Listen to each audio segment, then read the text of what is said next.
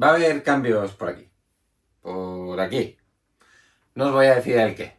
En un par de semanas quizás, o incluso lo mismo la semana que viene, ya tenga esto reorganizado de cierta manera. Y aquí aparecerá otra cosa. Y creo que eso es todo lo que os quería decir antes de empezar este programa, que viene relativamente cargado de títulos. Así que sin más, muy buenas. Estas son las reseñas de Comic Stream. ¡Empezamos!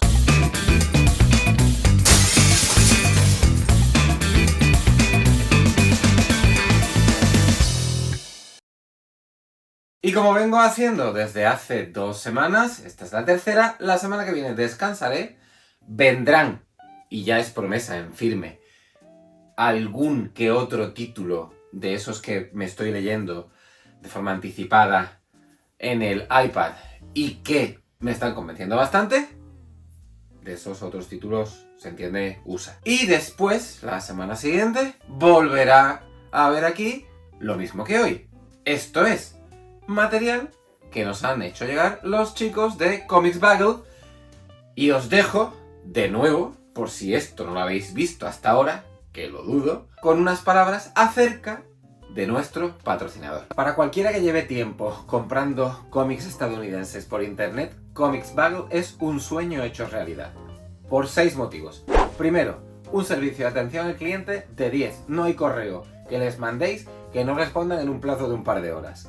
Segundo, porque cuando os llega el material es a prueba de bombas la caja. La abrís, empezáis a sacar papel relleno y cuando llegáis a los cómics están envueltos en plástico de burbujas, garantizando así que el daño que puedan recibir sea nulo. Sea nulo, a no ser que, punto 3, hayáis comprado alguno de los cómics que suelen tener gradados según daño con el que a ellos les ha llegado y que en ese caso estarán rebajados entre un 15 y un 25%. Y esto contando con precios que ya están muy rebajados con respecto al de portada. Cuarto, gastos de envío gratuitos a toda Europa. Quinto, muchos métodos de pago. No solo el compro y pago, sino el compro y pago en 3 meses o compro y pago durante 3 meses y a la finalización de esos 3 meses recibo mi TVO que ha estado apartado desde el minuto 0, desde el minuto en el que hemos elegido esa opción de pago, nos han apartado el cómic y cuando terminamos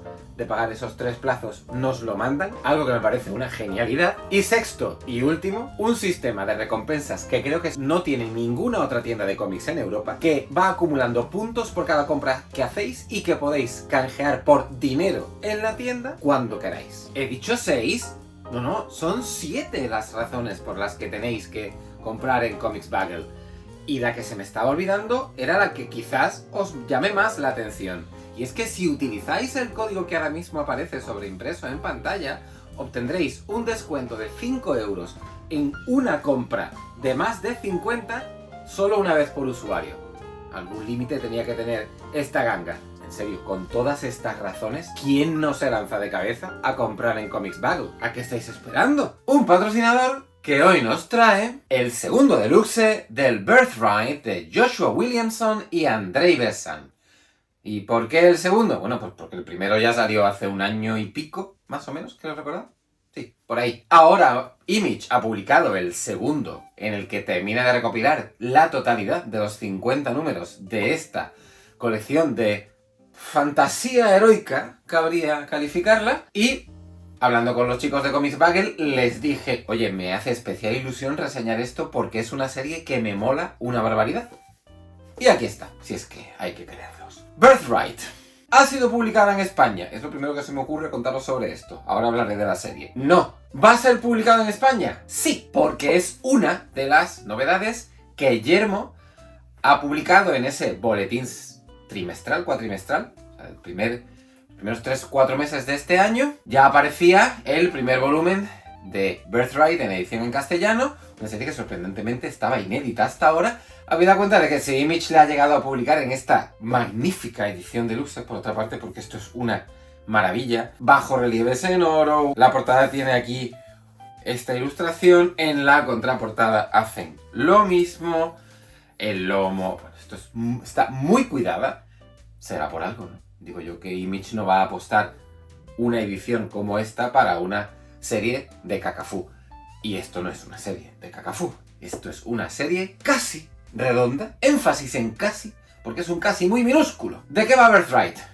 Que era por donde quizás tendría que haber empezado. He dicho que es una serie de fantasía heroica. El prota, este tipo de aquí, muy a lo Conan, es un chaval que cuando comienza la serie tiene unos 10, 12 años, pasa a un mundo paralelo y cuando vuelve a aparecer por nuestro mundo, después de que se le haya dado primero por desaparecido y después por muerto, años después, vuelve hecho todo un hombretón, como el héroe de ese otro mundo, y hasta ahí voy a leer.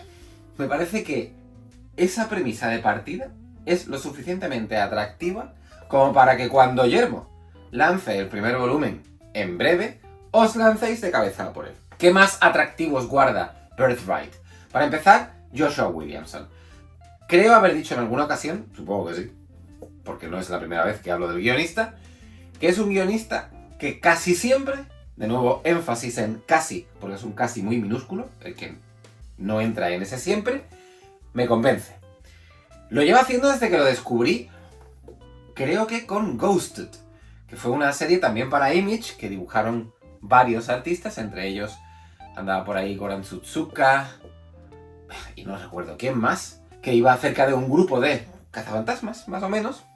Muy buena esa serie, tenía un tonito de terror nada desdeñable, y todo lo que he leído leyendo después me ha gustado en mayor o menor medida. Bien es cierto que si tuviera que elegir qué es lo que más me ha gustado de Joshua Williamson, me quedaba con Birthright de calle, porque creo que es la serie en la que mejor ha podido desarrollar el guionista a los personajes. Es una serie muy basada en personajes, aunque tiene acción a raudales, páginas y páginas y páginas de combates a cual más bestia, pero está todo muy enraizado en un pequeño corpúsculo de personajes, el prota, su hermano, sus padres, la novia del prota, el malo, en cómo estos se van desarrollando. El abuelo del prota también aparece y tiene un protagonismo bastante vital en la trama, llegado el momento, y al arraigarse de manera tan intensa a la familia y a lo que significa la familia para el personaje,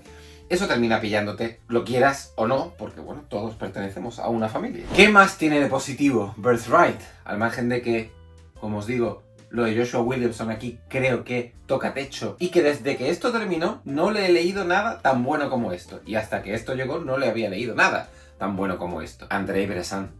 Lo de este dibujante es un locurón.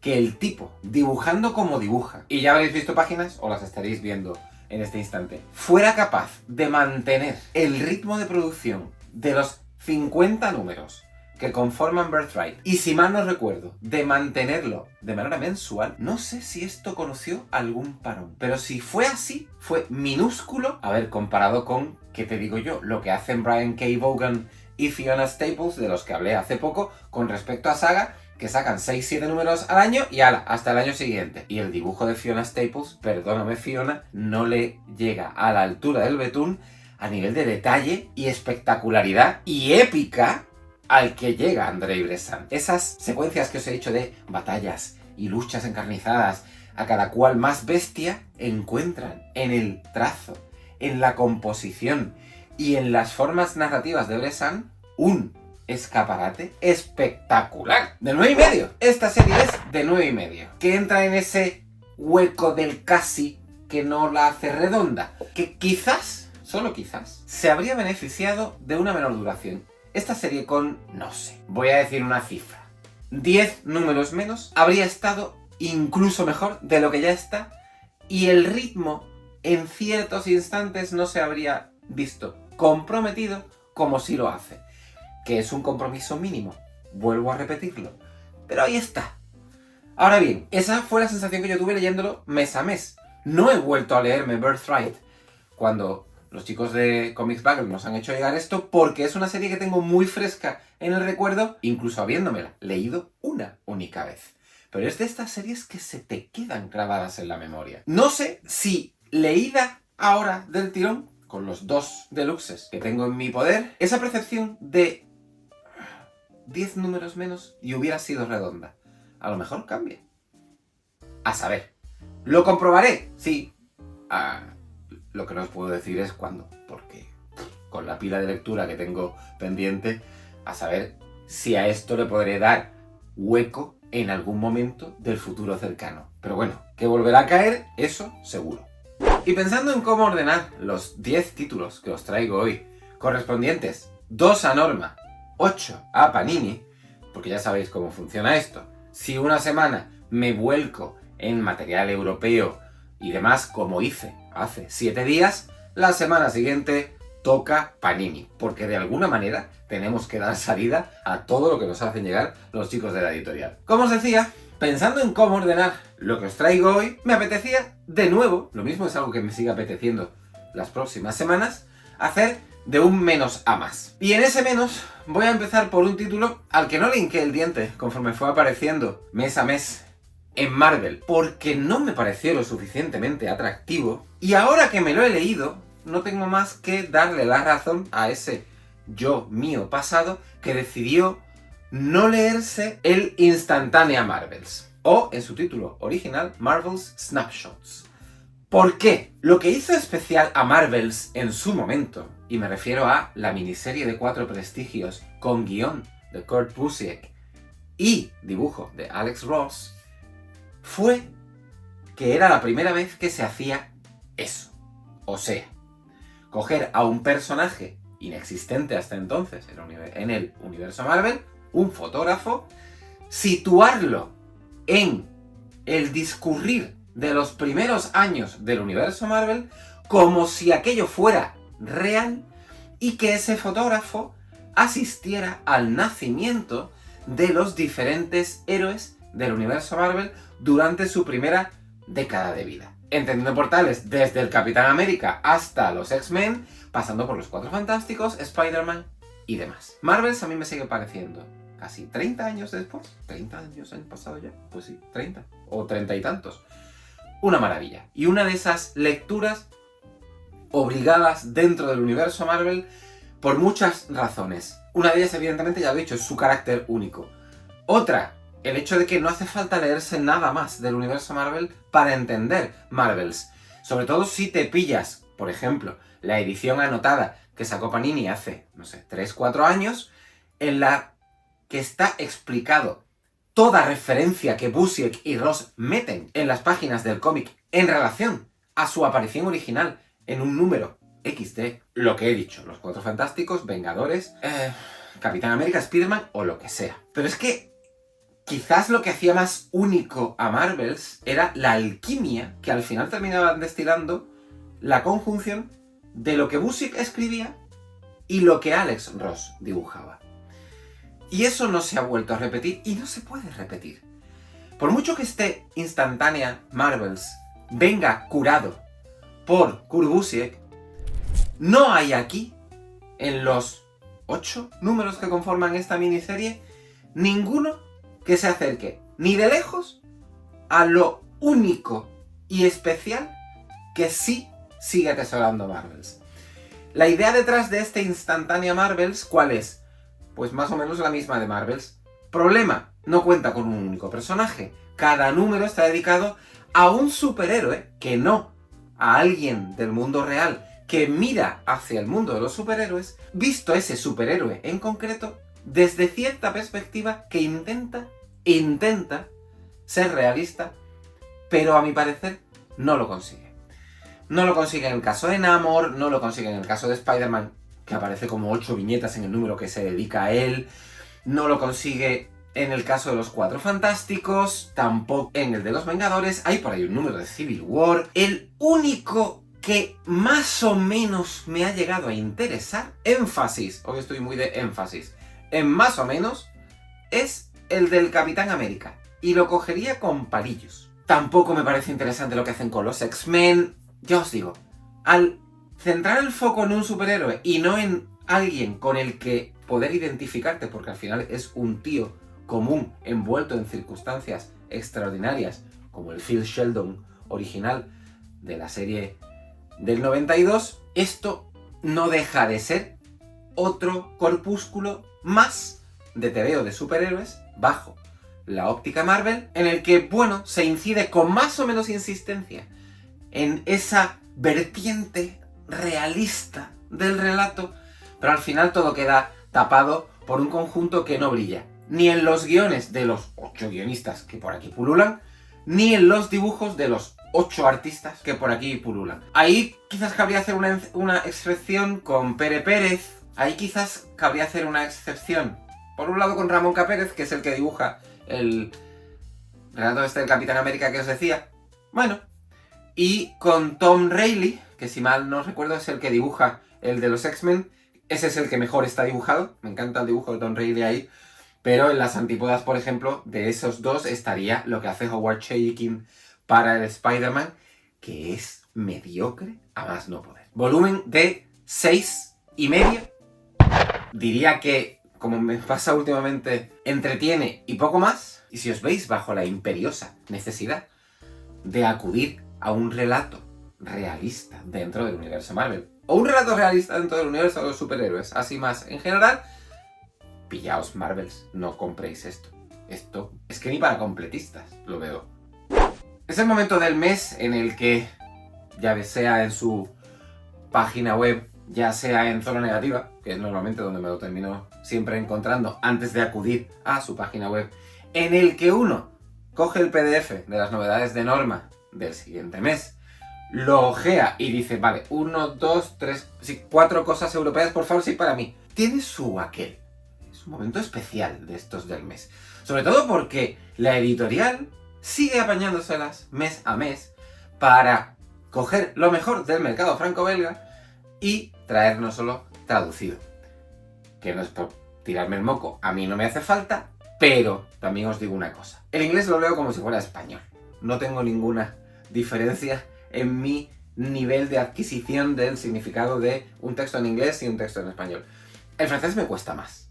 No lo he practicado tanto como el inglés y cuando me tengo que enfrentar a un TVO en francés, pues me tengo que tomar mi tiempo, tengo que estar muy concentrado y, hombre, agradezco que el TVO X, al que le he echado ya el ojo en el mercado franco-belga, de repente nos llegue en castellano. No es Norma la única que hace esto, evidentemente. Así que hace nada, unas semanillas, ojeando el PDF con las novedades de Norma de enero, vi Marcel Cerdan, El corazón y los guantes, y por aquello de que el dibujo de la portada me gustó, vi un par de páginas, me parecieron atractivas, la temática no me desagradaba, dije, venga. Pues oye, que me he equivocado, que no siempre, aun contando con la quizás calificable de vasta experiencia que ya uno acumula a sus espaldas, no siempre puede dar en el clavo. Es un TVO que os vais a leer y vais a decir, jo, vaya mierda. No, no estoy llegando a esos extremos. Estoy haciendo de un menos a más. Si este no ha sido el primero, evidentemente va a estar por encima de ese 6,5 que le he dado al Instantánea Marvels. No mucho más. Se queda en un 7.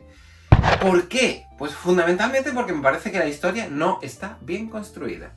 Es un TVO de carácter biográfico que gira en torno a la figura de Marcel Cerdan, un boxeador ultra famoso de los años 40 y 50 del siglo pasado, que entre sus hazañas cuenta con haber estado prácticamente invicto, creo que solo conoció una derrota frente a Jake LaMotta, el Jake LaMotta que después sería objeto de interpretación por parte de Robert De Niro en Toro Salvaje, y también otra de las hazañas, entre comillas, que más se recuerda de Marcel Cerdan y en la que este TVO hace hincapié, fue su relación con Edith Piaf. Como decía, el relato biográfico que aquí cose Bertrand Gallic no está bien. Le falta algo. No sé si es más corazón, no sé si es mayor cohesión, porque los saltos que va dando en algún momento llegan a darte sensación de, espérate, ¿dónde estamos? ¿Qué está pasando? ¿Qué ha pasado antes? ¿Dónde estoy ahora? Y eso, si es de un personaje que conoces y sabes su recorrido biográfico, pues mira, no importa.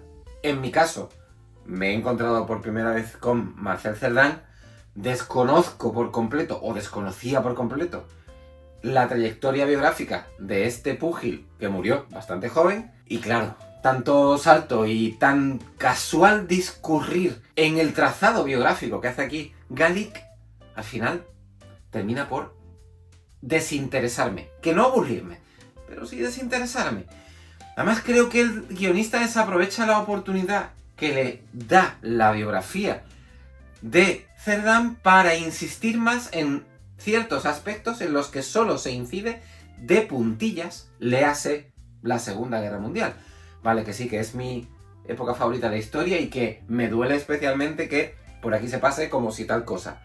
Pero me da que ese pasar como si tal cosa es desaprovechando el papel que probablemente Cerdán jugó durante la Segunda Guerra Mundial, más allá de lo que aquí se ve. El dibujo de Jandro González, que fue lo que me empujó a pillarme este álbum. Bien, muy bien, un dibujo muy agradable, una narrativa muy clara, al que le falla no lo que hace el español, sino lo que no hace el francés en los guiones. Es un álbum que queda herido, no de muerte, pero herido por la incapacidad de Galick de construir un relato que te atrape de principio a fin, que es algo que me parece fundamental si estás escribiendo una historia, la que sea, pero aún más si estás escribiendo una historia sobre un personaje real.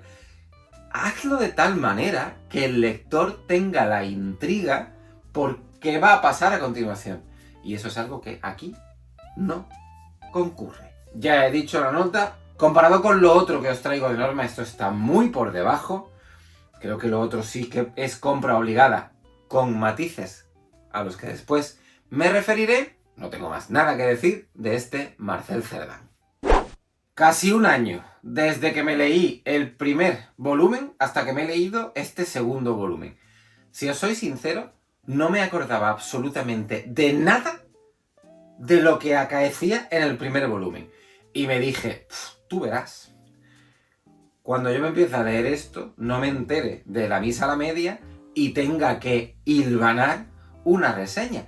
Oye, pues me volví a equivocar en esa percepción previa.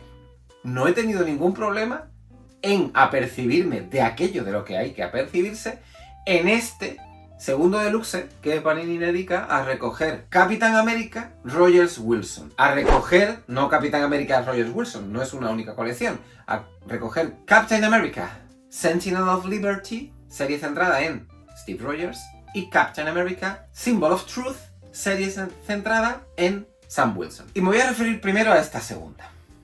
¿Por qué? Pues porque vaya tontería de serie. Entiendo, a secas, la existencia de esta serie, no ya como coletazos de aquello que hizo Remender en su momento, porque lo que hizo Remender en su momento con Sam Wilson estaba muy bien, pero se podía haber quedado ahí. Continuó, por motivos muy obvios, es que he visto al Capitán América, a Sam Wilson, en la última peli, me ha interesado, no me puedo imaginar que alguien llegara a esa conclusión, he visto la peli, necesito más de Sam Wilson, después de haber visto Captain America, Brave New World, pero oye, tiene que haber de todo en la viña del señor. Y como maniobra comercial, pues es evidente, tengo a un personaje que está en el cine y en una serie de televisión que tampoco era nada del otro jueves, pues vamos a seguir ofreciendo la oportunidad a esa gente a la que le interese las aventuras de Sam Wilson, de seguir leyendo a Sam Wilson. No soy ese, ni de broma. Y lo de aquí de Sam Wilson me interesa más bien poco por dos razones. Una, inherente al propio discurso que hace aquí el guionista Colin Kelly. Porque esto de meter a Sam Wilson en un conflicto de un país africano, mucha política, mucha cháchara, pero al final, meh. Y dos, sobre todo, porque lo referente a los números de Symbol of Truth, la serie de Sam Wilson, que vienen incluidos en este deluxe, van después de los números de Sentinel of Liberty que guioniza Tochi Onyebuchi y dibuja Carmen Carnero. Y esos números están muy bien, curiosamente. De nuevo, yo venía con mucho prejuicio, no ya de esto de no me voy a acordar de una leche de lo que leí hace un año, sino de, mira, esto es una serie más del Capi, vamos a ver si soy capaz de sacar algo de aquí. Bien, el arco que traza el guionista alrededor del Capi viene precedido por un especial centrado en el Soldado de Invierno, que dibuja Kev Walker, un Kev Walker algo venido a menos, la verdad, pero ahí está el tío, en el que se sitúan piezas de lo que a mí me parece un anti-Illuminati, una organización de 5 puntas, referentes a las 5 estrellas que están en el escudo del Capitán América. De hecho, se explica el por qué el escudo del Capitán América es así, referido a esta organización. Y ese especial empieza en 1922, recorre todo el siglo XX, muy bueno, todo muy bien aquilatado, y después arranca ese arco argumental en el que de repente esa organización entra en la vida de Steve Rogers. Muy sólido lo que ahí se nos narra. Tanto es así que si, como me ha pasado en alguna otra ocasión, me tuviera que referir solo a esa primera mitad de este Capitán América Rogers Wilson, te estaría hablando de un 8,5. Porque lo de Carmen Carnero muy bien, ¿eh? Todavía hay aquí momentos en los que quiero entender que tenemos a un artista en desarrollo. No he podido todavía leerme el primer número de Iron Man de Joshua Williamson con dibujo de Carmen Carnero, que cuando grabo esto hace un día que ha salido en Estados Unidos. A ver si es de esas series que todavía no se han publicado aquí, que dentro de 2 semanas o de una semana os puedo hablar de ella, porque me ha sorprendido mucho. Las voces que he escuchado por ahí y he leído por ahí dicen que sí, pero eso, todavía hay aquí instantes en el dibujo de Carmen Carnero en los que noto cierta incipiencia. Otros, sobre todo un conjunto de páginas dobles que hay por ahí en uno de los números de Sentinel of Liberty, son de una espectacularidad incuestionable. Tengo bastantes ganas de ver qué hace con Iron Man, sobre todo por si de una vez por todas alguien, en este caso Williamson, consigue hacer atractivo al 100% a un personaje del que ya he dicho en otras ocasiones, porque nunca me ha llamado la atención. Y que me he ido por las ramas. Decía 8,5 si solo me refiriera a Sentinel of Liberty. Si tengo que hablar de Sentinel of Liberty en su conjunción, en un único volumen, con el Symbol of Justice, la nota baja muchos enteros. Y me voy a quedar en un 7. Una pena que Panini esté recogiendo esto así. Está justificado porque hay un personaje que aparece en Sentinel of Liberty de repente que Toshio Nebuchi rescata y otra vez aparece por aquí de la etapa de Remender, y en la serie de Sam Wilson se nos explica por qué el regreso de ese personaje. No puedo decir más. Más que nada, no porque os vaya a reventar algo de lo que contiene este volumen, sino porque os podría reventar algo incluso de la etapa de Remender al frente del Capitán América, que es muy recomendable, ¿eh? Todo hay que decirlo. Muy, muy recomendable lo que hizo el guionista con el Capi en el tiempo en el que estuvo con él, porque además se llevó la serie a lo mejor que Remender sabe hacer, ciencia ficción. Y a fe mía, que era ciencia ficción de la buena lo que hizo con Capitán América. Decía hace un par de semanas que probablemente iba a abandonar por completo el solicitarle a Panini que nos mandaran Young Adults. Decía también en ese programa que me faltaba un Young Adults por comentar.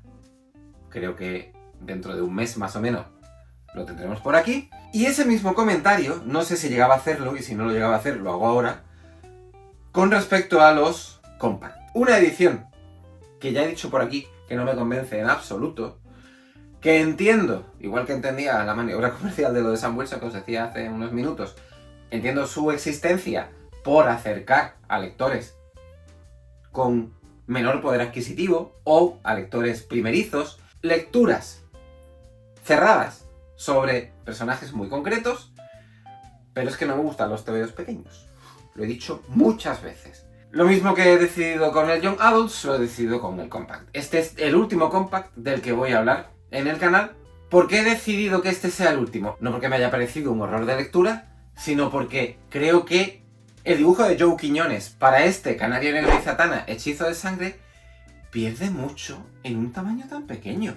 Que no es que Joe Quiñones sea el mejor artista del planeta, pero creo que tiene un dibujo lo suficientemente atractivo como para disfrutarlo a mayor tamaño y no a uno tan deslucido como este Compact. Dicho esto, me olvido del formato.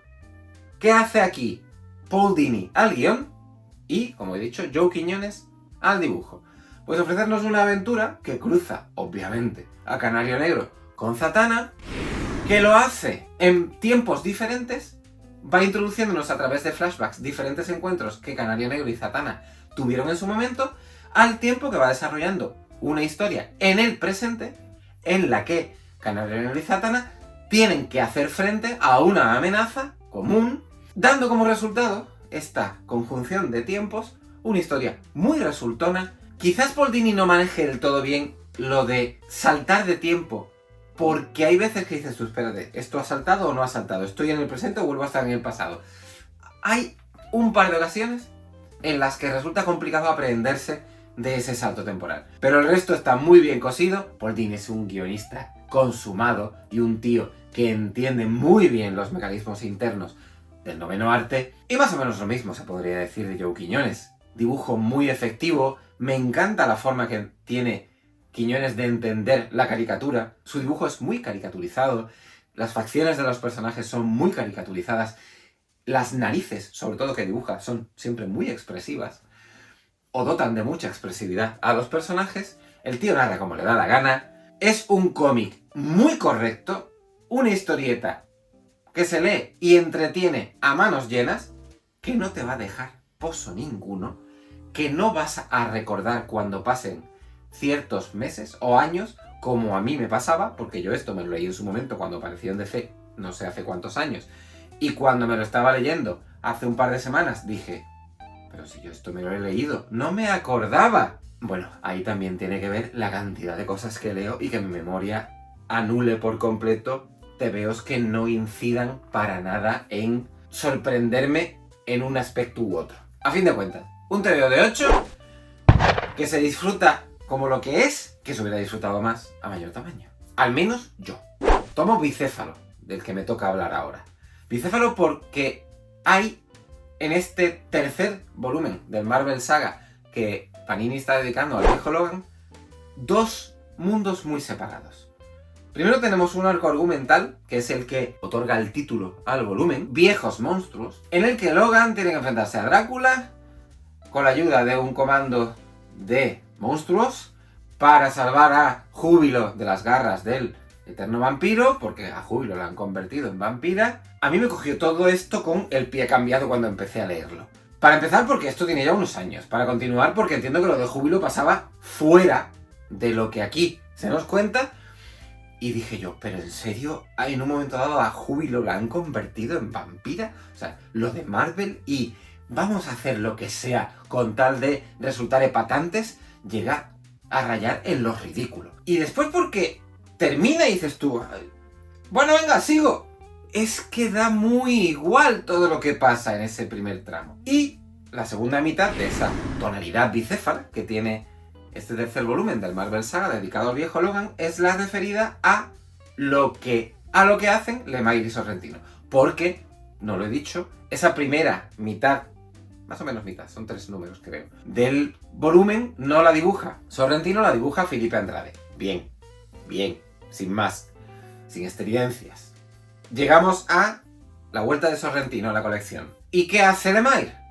Coge a Logan y mediante un artefacto que no voy a desvelar, se lo lleva de nuevo a las tierras baldías. ¿Qué son las tierras baldías? Aquellas de las que viene Logan. Recordemos, durante un breve instante, que el viejo Logan se llama así porque cuando Millar lo crea, junto a Steve McNiven, es un Logan de un futuro postapocalíptico que termina llegando a nuestro mundo al principio de esta colección guionizada por Lemire. Pues eso, tenemos de nuevo a Logan situado en las tierras baldías y hay algo extraño por ahí. Hasta ahí puedo leer. Muy bien construida esa segunda mitad por parte de Lemire, un guión mega efectivo porque te mantiene intrigado gracias a lo mismo que decía antes que hacía Paul Dini, a ir mezclando tiempos en la narración y no sabes qué puñetas ha podido pasar. Por ahí aparece el Nilo, por ahí aparece Alpha Flight.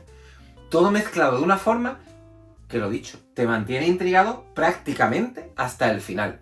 El dibujo de Sorrentino, pues lo mismo que lo que he dicho hasta ahora para esta colección. Eficaz, cansa el recurso del rojo, que ya comenté en el anterior volumen, o en el primer volumen, pero el tío es muy efectivo, muy efectivo, espectacular cuando tiene que serlo, comedido cuando tiene que serlo, un volumen también de 8, incluso contando con ese, no voy a decir que sea un escollo, pero esa primera fruslería, tonta, en términos más llanos, que es el arranque de la lectura, pero como después coge altura, no me quejo. Y podía haberlo dicho cuando empecé el vídeo, pero Birthright no era la única ocasión en la que durante este programa iba a hablar de Joshua Williamson, porque había una segunda instancia que llega ahora, que es el segundo volumen, en el que Panini está recopilando el Superman de Joshua Williamson, que no es el único Superman del que voy a hablar hoy, porque el mismo mes que se publicaba ese segundo volumen llamado Encadenado, dibujo principalmente de Gleb Melnikov y más gente, también Panini publicaba el primer volumen del Superman de Philip Kennedy Johnson, del que ahora hablaré. Me centro brevemente en este Superman encadenado, porque hay una cosa que me ha tocado mucho las narices, y no es la historia. La historia está muy bien. Bien es cierto que esta invención de un nuevo villano, antagonista, dejémoslo en antagonista, que no villano, que se enfrenta a Superman y que es ultra poderoso, ya cansa. Entiendo que cómo haces a Superman interesante si no es siempre con el nuevo villano más poderoso. Vamos, lo que hacía Toriyama en Dragon Ball. Es que es el esquema de base de un TVO centrado en un personaje tan poderoso. ¿Cómo lo haces interesante? Pareciendo que el tipo está corriendo peligro. ¿Y cómo haces que Superman corra peligro después de 80 años de continuidad? Pues enfrentándolo a un tío cada vez más fuerte. Bueno, pues el hallazgo de Williamson con este encadenado, nada mal. El que en un momento dado la acción se traslade al Far West, nada mal. Pero lo que me toca mucho las narices es el baile de dibujantes. Esto es absurdo lo que aquí tiene lugar. Muy absurdo. Que en un volumen que reúne 6 números haya hasta 4 dibujantes acreditados, dice muy poco del nivel de compromiso de DC para con sus series. No solo está Gleb Melnikov, este Socias que en su personalidad de Socias mezcla influencias de Madureira, Capullo, Roger Cruz y Madureira, ahí están, ¿no? O mejor dicho, Roger Cruz de Madureira, ahí estuvo, ¿no? De hecho, a Melnikov no lo podíais encontrar hace un par de años codibujando el Robin junto a Roger Cruz. Pues junto a Melnikov, que se supone que es el dibujante principal, pero de repente dibuja 3 páginas de un número y desaparece para que el resto lo termine o bien David Baldeón o bien Dan Jurgens, creo recordar. No lo entiendo. Ahora hay 2 números ahí en medio que los dibuja. Que no pasa nada, ¿eh? Bruno Redondo. Oye, como si Bruno Redondo tuviera que hacer de filler del artista que se le pusiera de por medio. Me parecería un error demencial por parte de DC. Pero cualquier cosa de Bruno Redondo eleva a la categoría de sobresaliente las páginas que te estés leyendo. Y estas de Superman no son una excepción. ¿Pero por qué? ¿Por qué? Tuvimos un primer volumen, dibujado en su entera totalidad por Jamal Campbell. ¿Por qué no coges a otro artista capaz de mantener un ritmo mensual durante 6 meses? 6 meses.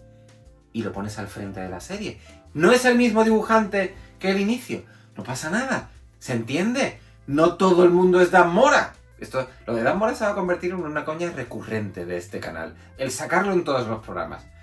Como sea, me apunto la idea. Pero, por favor, cuidado un poco que no te estés leyendo y en un mismo número haya 2 o 3 dibujantes. Es que dice muy poco del TVO y sobre todo desluce muchísimo la labor del único guionista que hay por aquí en medio.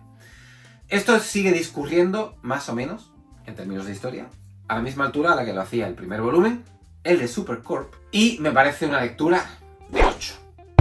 Que si no tiene más, bueno, ya he dicho el porqué, no voy a insistir. Y decía, ¿cómo haces interesante una historia de Superman si no es enfrentándolo a un villano cada vez más fuerte o a un antagonista cada vez más fuerte? Bueno, pues a lo mejor habría que hablar con Philip Kennedy Johnson de eso, porque el tipo se las apaña, o al parecer se las ha apañado porque es la primera vez que me enfrento, bueno, no es del todo cierto y ahora explicaré por qué, a lo que el guionista hizo con Superman para hacer a Superman interesante sin necesidad de inventarse a un Doomsday de 8ª generación. ¿Y cómo hace eso? A ver, este primer volumen de la colección de Philip Kennedy Johnson, en la que Panini va a recoger todo lo que el guionista hizo con Superman y lo que sigue haciendo.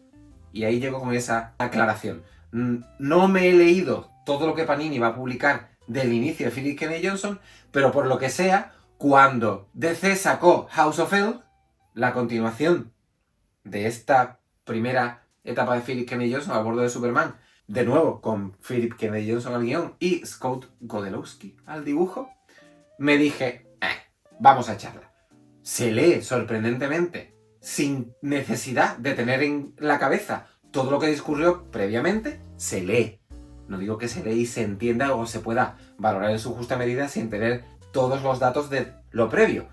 Pero a mí me está molando una barbaridad. Y eso que el dibujo de Godlewski, he dicho Godlewski, ahí, me enrollo. ¿Cómo arranca Philip Kennedy Johnson con Superman? Lo hace a través de 2 números enmarcados dentro del Future State. Future State fue una jugada de DC que siguió al mega evento que fue el Death Metal, que supuso muchas cosas, muchos finales en el universo DC, que nos lanzaba al futuro para ofrecer una mirada sobre los personajes del universo DC, eso, años más tarde. De todo lo que me leí del Future State, y creo que fue todo, no me acuerdo de nada, salvo de 2 instancias. Una, el Dark Detective, que guionizaba Mariko Tamaki y dibujaba Dan Mora, casualidad. Y 2, el Superman, que guionizaba Philip Kennedy Johnson y dibujaba Mikel Janín. Porque me pareció muy potente lo que hacía aquí Philip Kennedy Johnson, dándole alas a la vertiente más de ciencia ficción de este rinconcito del universo DC, que es Superman, y trazando un futuro en el que Superman está bajo el control de Mongul, atrapado en un planeta en el que las cosas no van muy bien, y él se quiere alzar como libertador de los esclavos a los que Mongul enfrenta una y otra vez a muerte. Eso además lo une Philip Kennedy Johnson a una reflexión desde ese futuro, pero en la Tierra, cuando Superman, por la razón que sea, lleva años desaparecido y la gente ha ido, como suele pasar con los humanos, construyendo una leyenda oral alrededor de Superman que se ha terminado separando de los hechos. Y el personaje, pues evidentemente, no solo se le trata como leyenda por lo que hizo, sino por todo lo que la gente quiere añadir a la leyenda del último hijo de Krypton. Esa vertiente del relato es muy interesante, por lo mucho que reflexiona Kennedy Johnson sobre el personaje, sobre sus fundamentos y sobre la incidencia que alguien así tendría en la sociedad actual y en el mundo actual, por mucho que eso sea un futuro no muy lejano. Al ir alternando entre estas 2 situaciones, Kennedy Johnson hace de esos números del Future State una lectura que se pasa volando.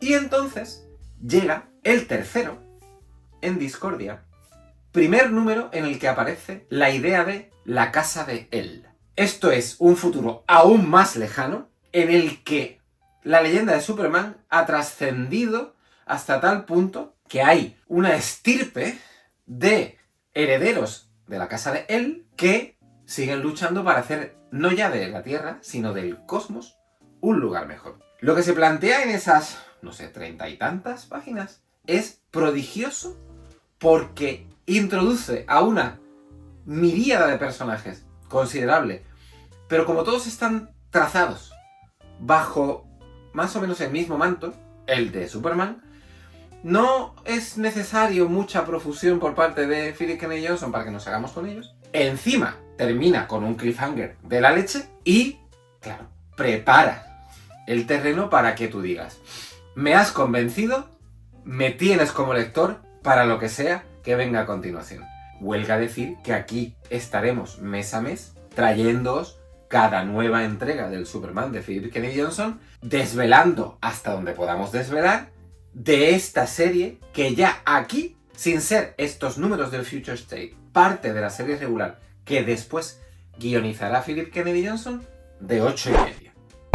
Que es más o menos la nota que le daría a lo que me estoy leyendo ahora de House of L. Intrigadísimo me tiene lo que hay entre ese inicio que acabo de leerme en este tomo de Panini y ese tramo final que Philip Kennedy Johnson está publicando ahora mismo en Estados Unidos.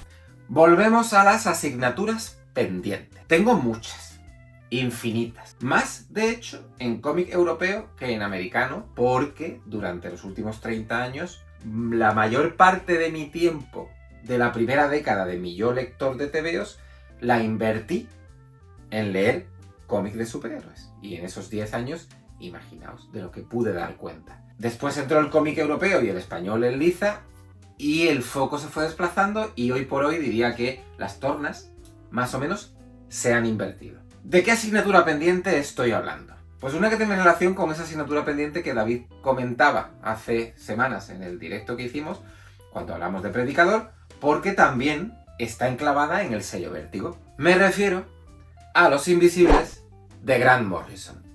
Y me vais a decir, ¿en serio? Sí.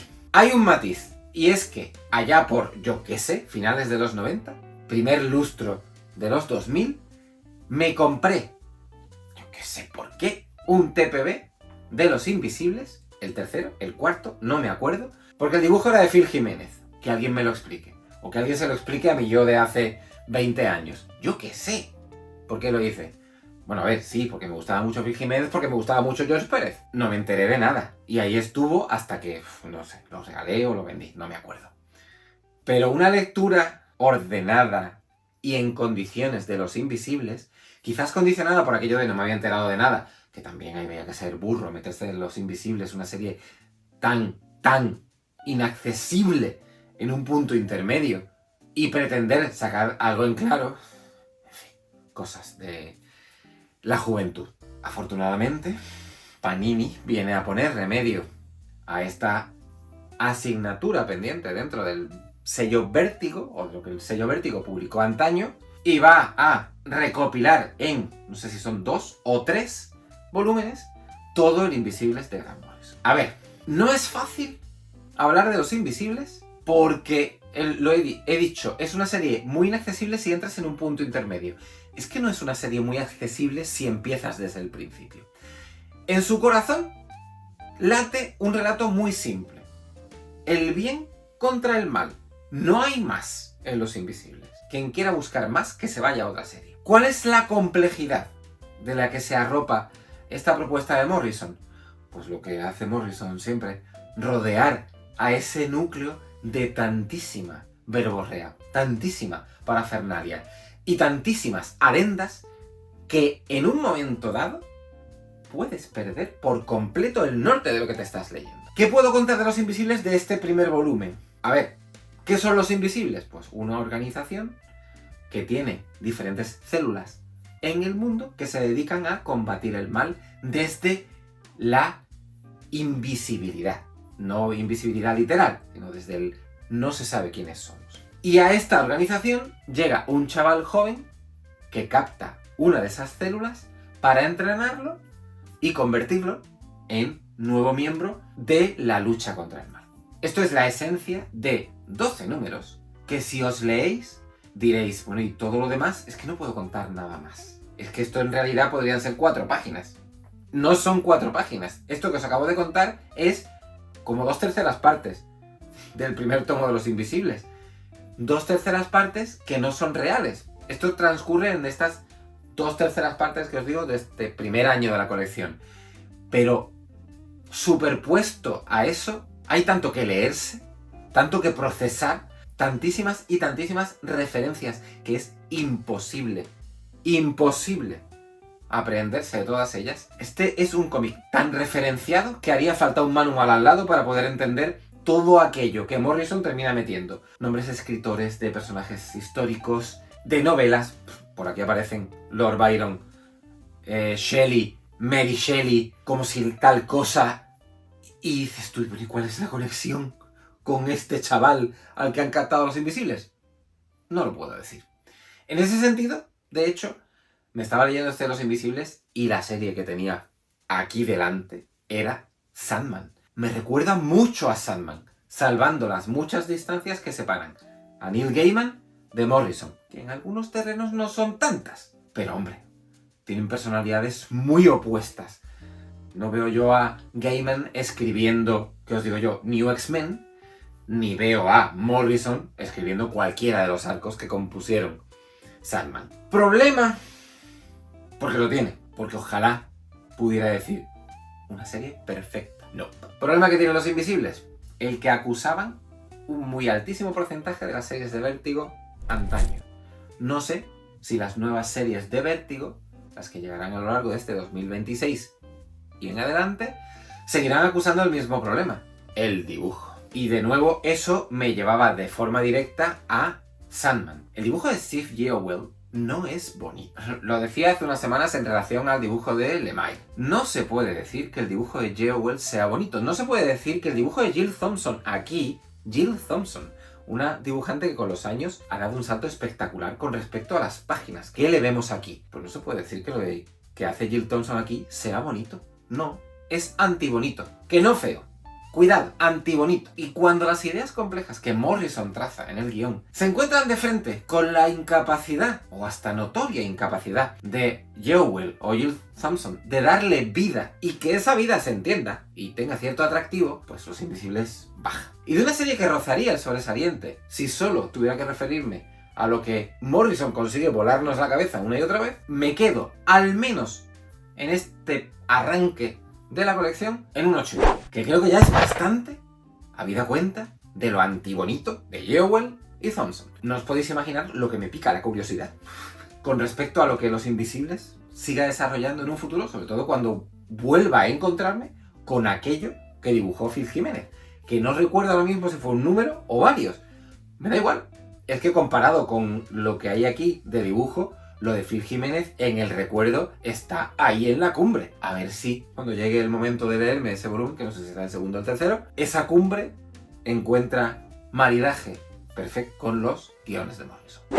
Llego a ese segundo volumen de Norma que os dije que os traía hoy, que sí merecía la pena y mucho. De hecho, os he dicho cuando estaba hablando de lo de Marcel Cerdan, me parece que lo otro que os traigo de Norma es imprescindible con un matiz.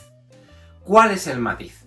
Pues que no creo que Las Guerras de Lucas, episodio 2, o sea, esta segunda entrega del trazado biográfico que Lauren Hoffman y Renaud Roche hacen sobre el George Lucas de los años que llevaron desde la concepción y ejecución de la Guerra de las Galaxias, la primera, hasta el Retorno del Jedi, que será cuestión del tercer volumen, que aparecerá probablemente dentro de un par de años, porque es lo que más o menos ha tratado este con respecto al de la Guerra de las Galaxias, sea un volumen recomendable al 100% a todos los que ahora mismo estáis viendo este canal.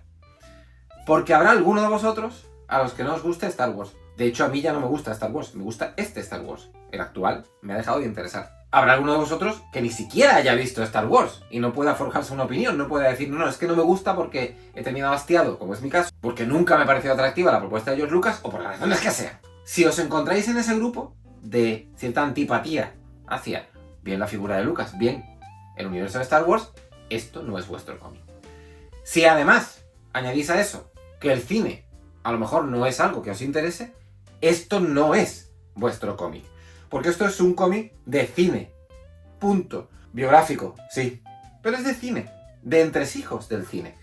Y eso es lo que a mí, encima unido a esa trilogía original que con los años jamás ha dejado de interesarme, por mucho que Star Wars me parezca que haya perdido por completo el atractivo, pues entenderéis el por qué os decía que esto me encanta, pero con un matiz. Con un matiz que a mí no se refiere a vosotros, a aquellos que, insisto, esto no resuene cerca de vuestras filias. ¿Hay algo aquí que resaltar con respecto a lo que hacían Hoffman y Roche en el primer volumen? No, es que es lo mismo. ¿Os leísteis el primer volumen y os gustó? Esto de cabeza. ¿Qué funciona muy bien? ¿O qué funcionaba muy bien en ese primer volumen y lo sigue haciendo en este segundo?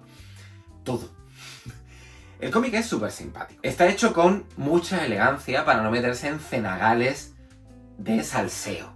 Porque ¿para qué? Y eso contando con que en este segundo volumen se hace bastante hincapié en los denodados esfuerzos de Lucas por intentar separar su vida privada de Star Wars y conseguir sacar a flote el matrimonio con Marcia Lucas, la que fuera montadora de la primera película de la Guerra de las Galaxias. Pero no hay salseo. Es una vida contada con delicadeza. Y claro, todo lo que resultaba tremendamente interesante del primer libro, que no era solo lo relativo a Lucas, sino a cómo fue construyendo el universo de Star Wars, cómo se fue encontrando con 1001 avatares para poder poner en pie aquella película, el esquema aquí se repite más o menos igual, con otros nombres, con otras historias, pero sigue habiendo 1001 problemas. El Imperio Contraataca se encontró con 1001 problemas en su producción que casi llegaron a llevar a la quiebra a Lucasfilm, que casi llevaron a que la peli no pudiera rodarse. Tendréis que leeros el libro si queréis saber el porqué.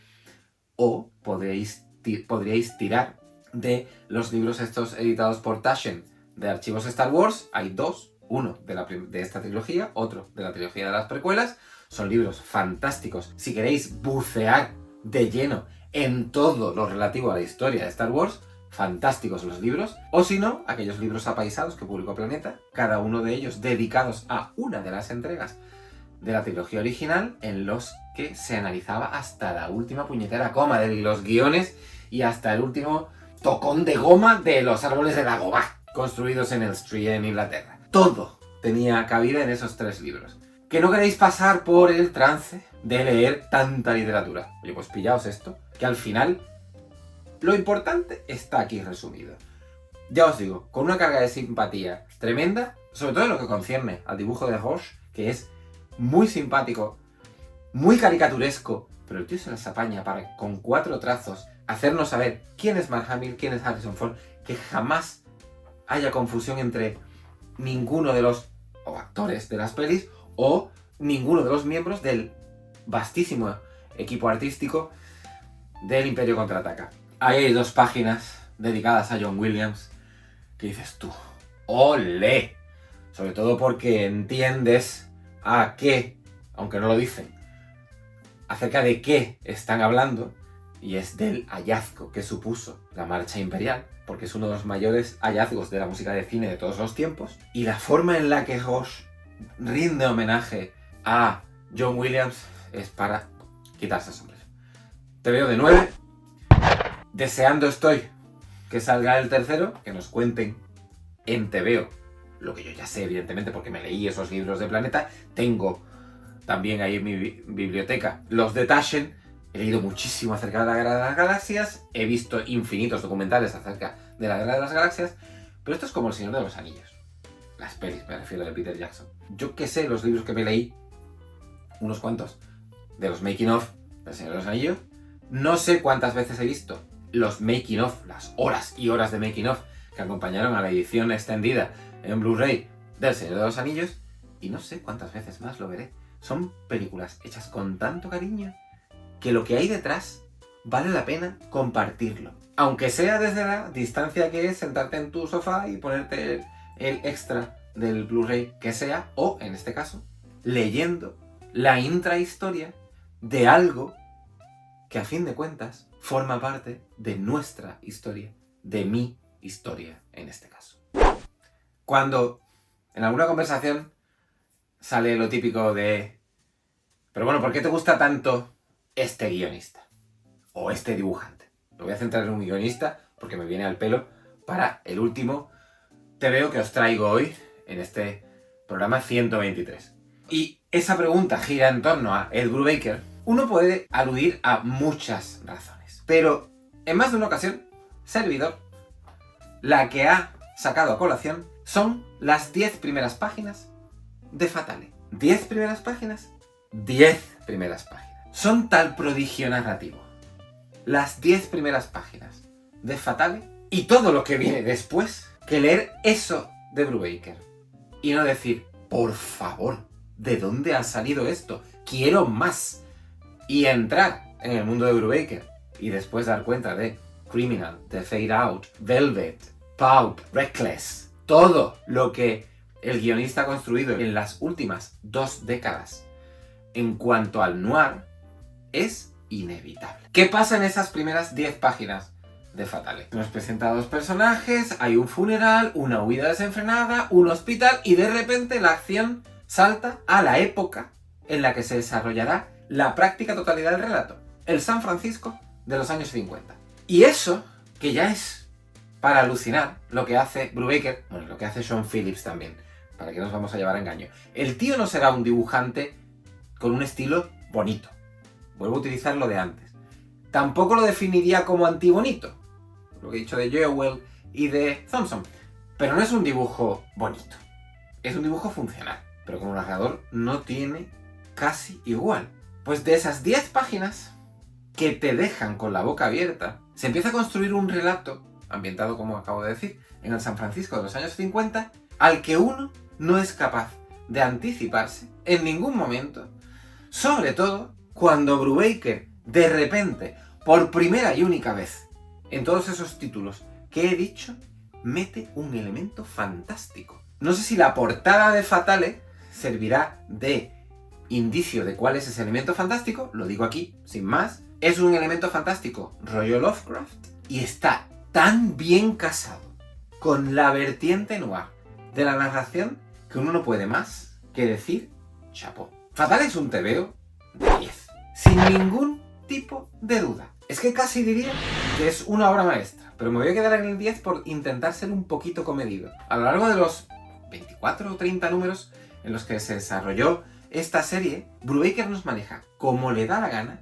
para llevarnos a donde le da la gana, mantenernos en vilo como le apetece, impedir que podamos anticiparnos a lo que va a pasar a continuación en la historia, sin que en ningún momento ni el más avezado de los lectores pueda precisamente hacer eso, anticiparse, y termina y dices tú, vaya, lo que me acabo de leer, qué maravilla, qué bien están construidos todos los personajes, pero sobre todo la Josephine que da nombre al cómic, esa Fatale, que además por el título, cuando yo empecé a leérmela, y me la leí mes a mes, la primera vez que lo hice, llamaba a engaño el Fatale, porque femme fatal, mujer fatal, personaje clave dentro del género noir, y de repente eso, la inclusión del fantástico, en el primer momento en el que hace aparición, yo dije, uy, ¿esto qué es, Brubaker? A las 4 páginas ya se lo había comprado por completo, porque está perfectamente imbricado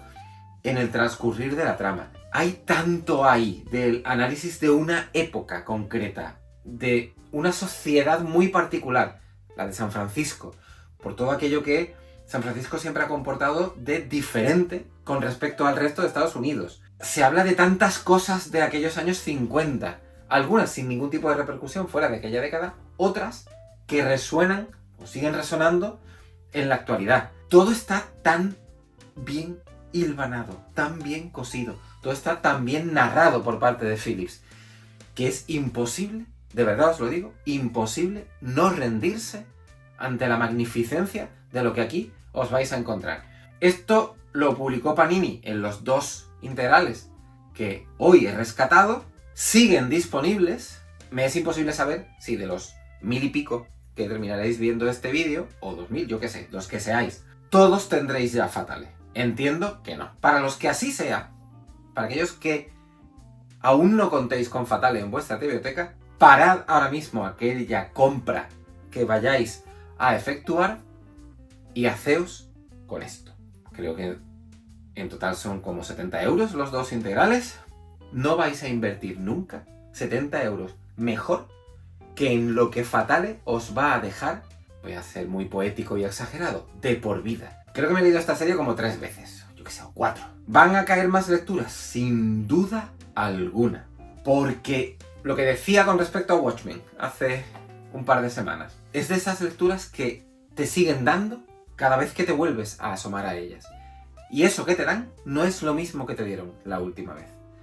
En mi diccionario, el que una lectura sea susceptible de regalarte nuevas impresiones cada vez que te asomas a ella, y que no se quede en una aventurilla sin más, ya es óbice para que la tenga en una consideración muy alta. Pero es que, ya os digo, si tuviera que pararme ahora, considerar el corpus completo de la obra de Brubaker y poner en un podio tercero, segundo y primero, creo que tendría bastante claro que el tercero sería Velvet, el segundo sería The Fade Out, pero es que no me atrevería a poner en el primero a Criminal, por mucho que adore Criminal, porque ahí está Fatale. Compra obligada. No puedo ser más pesado en este mensaje.